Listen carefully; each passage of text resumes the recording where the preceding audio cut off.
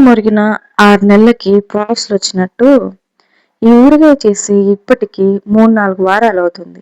ఇప్పుడు దాన్ని ఎడిట్ చేసుకొని, ఇప్పుడు దాన్ని నేను అప్‌లోడ్ చేసుకొని వాయిస్ ఇస్తున్నాను. అంత బద్ధకం నాకు. ఏం లేదులేండి, నా ఫోన్‌లో రీచార్జ్ అయిపోయింది. మా ఆయన ఉంటేనే వైఫై, లేకపోతే లేదు. నిజం ఒప్పుకోవాలి కదా! వైఫై ఉన్నప్పుడు చేద్దామనుకుంటా. వీడియో స్క్రోల్ చేసుకుంటానికే నాకు సరిపోతుంది. వీడియో చూసుకోవటానికే సరిపోతుంది. అమ్మో! అట్లనా? ఇట్లనా? అనేసి ప్రపంచంలో జరిగేవన్నీ నా బుర్రలోకి తెచ్చుకుంటాను.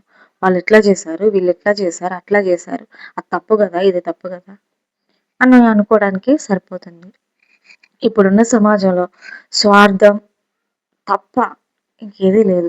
నేను, నా కుటుంబం అన్న మాట తప్ప ఇంకేదీ లేదు. నా కుటుంబం బావుందా? నేను బావున్నానా?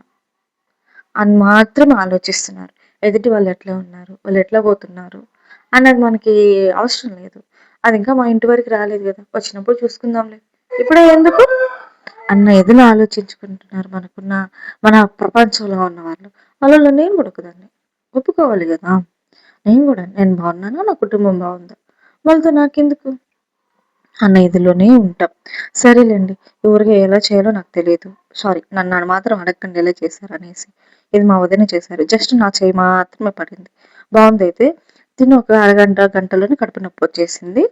బావుందయితే.